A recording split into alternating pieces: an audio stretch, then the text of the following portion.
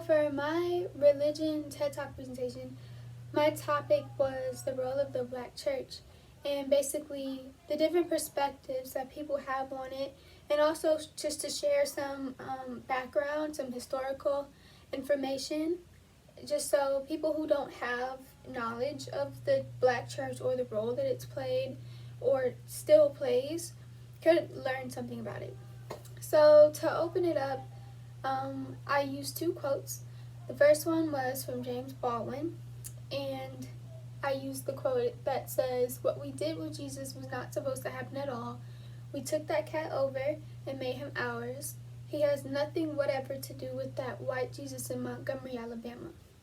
So for me, I feel like that quote spoke to the historical context of Black Christianity and how it was not originally supposed to be an empowerment tool. It was intended to manipulate, but over time, Black people got a hold of accurate Christianity and made it theirs and just changed the entire way that it was looked at.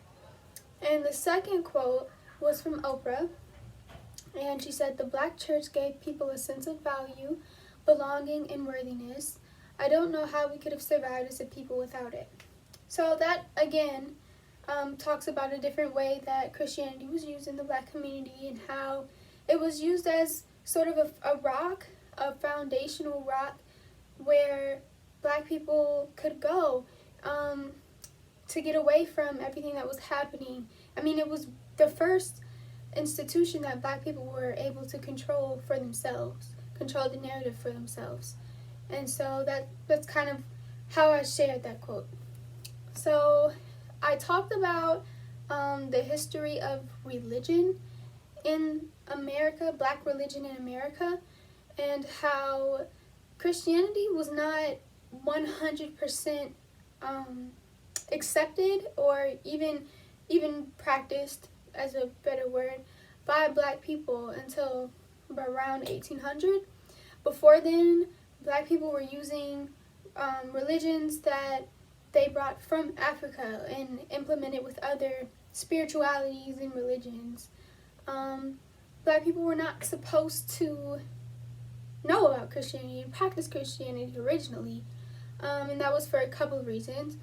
But two of the main reasons were, number one, the fear of Christian responsibility. A lot of slave owners in the South and in other areas in the United States were Christians and took that quite seriously, ironically. But that idea that if you are a Christian, you are now my brother or my sister in Christ, and according to the Bible, I can't own my brother and my sister, was something that they really considered. And so they found a loophole. If they don't know about Christianity, if they don't accept Christianity for themselves, there's no way they can be my brother and sister in Christ. And they backed that with different scientific ideas and things like that, just to sort of make it true for themselves. Another reason that they didn't want African Americans learning about Christianity was because of the fear of rebellion or revolt. There were different passages in the Bible that really emphasized how bad slavery was.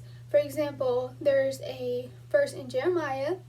It says, "Woe unto him that buildeth his house by unrighteousness, and his chambers by wrong, that useth his neighbor's service without wages, and giveth him not for his work." Obviously, verses like this are throughout the Bible and very problematic for slave owners at that time. So they gave African Americans an altered version of the Bible. It was called Parts of the Holy Bible for short, and it was published in 1807. This Bible had 232 out of the 1,189 chapters that are in a Christian Bible. And to break that down even more, that means that 90% of the Old Testament was removed, and 50% of the New Testament was removed as well. This is obviously a manipulation tactic, and different verses were also used to kind of push that slavery narrative, like slaves, obey your masters, and you will receive your reward in heaven, things like that. So Christianity was used as a tool, a manipulation tool, originally. And if you were caught, if you were a free man or a white man, and you were caught sharing accurate Bibles and accurate scriptures and ideologies with slaves, there were so many repercussions. I mean, you could be fined, you could be killed even, like so many different repercussions to deter people from sharing this truth with the slaves. So the next thing I talked about was how, despite those roadblocks and those obstacles, African Americans did get a hold of accurate Bibles and accurate scriptures and biblical ideologies. And as this happened, it was shared and it was spread. And over time, African Americans began to build their own churches and build their own religious communities where they could gather and worship God for themselves in a true and real fashion.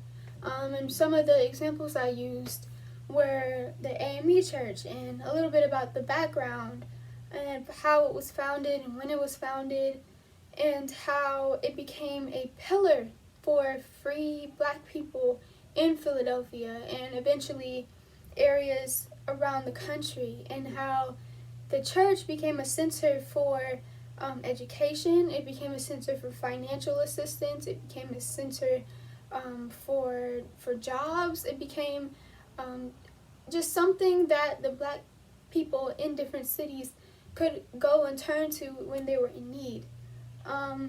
As it became such a pillar, it was also becoming a political platform in order to speak out about civil rights, or earlier than that, abolition. And it became a real platform that was seen nationally. And you get a lot of speakers who came from the church, like Martin Luther King, Vernon Johns, Frederick Douglass, so many people who started off in churches and eventually began to be heard nationally and sometimes internationally for talking about these issues and bringing these issues to the forefront. But because this was happening, obviously they're upsetting so many people who disagree. So many people who were pro-slavery, or people who were against civil rights, white supremacists, people who did not agree with Black people being seen as equal and having equal opportunities to themselves. And as a result, on the next slide, I talk about how the church became a target. For example, one of the churches that I brought up was the 16th Street bombing in 1963. That church on 16th Street was exploded. There were 19 sticks of dynamite planted around the building by a local KKK chapter in that area, and the intention was to promote fear and probably, most likely, to harm as many African Americans in one location as possible. A more modern example of something like this happening that I brought up was the Macedonia Church of God in Christ in Springfield, Massachusetts. In 2008, after Obama was elected, was burned by white supremacists who were upset at the fact that a Black man was voted into that office. Closer to today than that, Hopewell Baptist Church in 2016 was burned and spray painted with Vote Trump during that election period. Just people understood the importance of the church in the Black community and how significant it was and how much attention it was able to draw. And so targeting these buildings was definitely an effective way to get the point across that they were not happy with Black people having any type of voice, any type of rights. It was definitely a way to send a signal. The next thing I talked about were more contradicting views of the Black church, and so I kind of went away from that more positive light that I was shedding on the Black church and how it is a pillar, and I kind of began to talk about issues that people may have and why people may begin to run away from the Black church and have done so for a lot of years. One of the main issues that a lot of people have with the Black church is imagery. And you could kind of sum it up into the question, why are Jesus and other biblical figures always portrayed as that typical white Jesus figure when we know for a fact that he was not a white European man and neither were anyone that he surrounded himself with? And why do we still buy into that imagery even though we know why it was given to us? Why do we still use it? Why is it still so essential? And I can say that I've seen that myself. If you look at certain Bibles, or if you look at certain portraits in churches, or just different imagery, even presentations, people still might go to Google and pull a picture of Jesus for a religious presentation or something like that, and will put a white Jesus presentation on there. Or when people go on missions to different countries, they share Christianity with those native peoples, and because there's a language barrier there, pictures are used often, and so a lot of those pictures are pictures of white Jesus and white Mary and all of those things, and people are really having a big issue with that. Another big problem that I found was, how are we quick to attack racism and other injustices outside of the church community, outside of the Black community, but we're really slow to address sexism and different crimes that happen all the time inside of our religious institutions, like pedophilia or molestation, different crimes, harassment, is particularly towards female pastors or ministers or people in those positions in a church.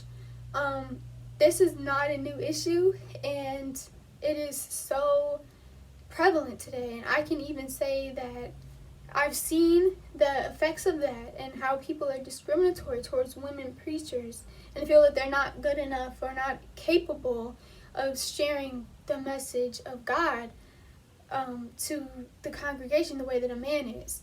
Another big point was, why is the church now slow to address racism and inequality?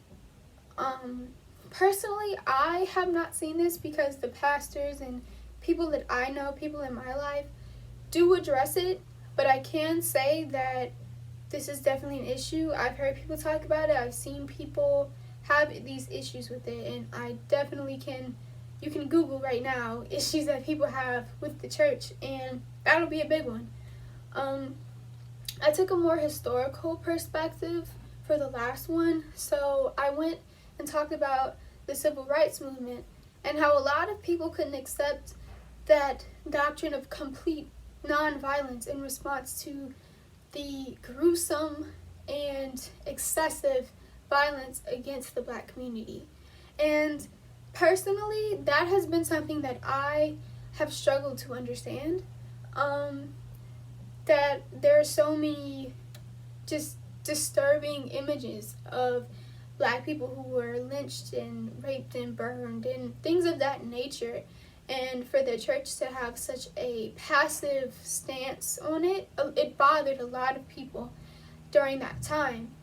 And I use an example, the Black Panthers. They were not completely against Christianity. They even would use different churches and different communities to host some of their outreach projects, like breakfasts for children or things of that nature. But they had that big message of an immediate end to police brutality and the murder of Black people, and that Black people should be able to defend themselves from these terrorists that were just traumatizing Black communities across the country.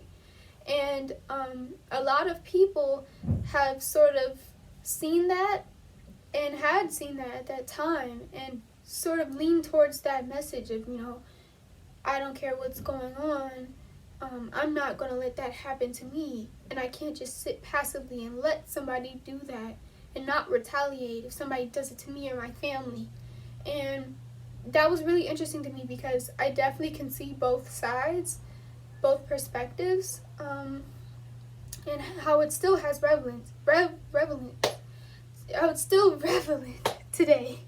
But, and lastly, my point that I brought up with this contradicting view on the Black church was how a lot of people agree with Karl Marx's theory that Christianity has always been the opium of the people and how it was manipulated and used to oppress Black people.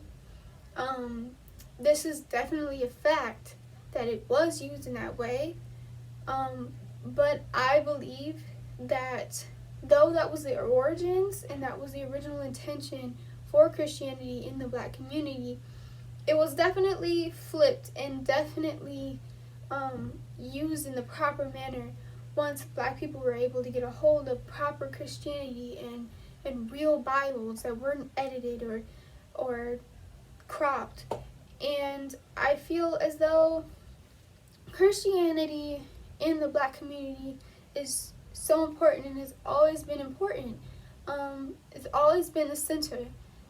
It was the center when people were coming out of slavery. It was the center during the civil rights movement. A lot of preachers were the faces of the civil rights movement. But I do believe that there are some changes that need to be made in order for the church to stay relevant. It needs to modernize and things need to be addressed.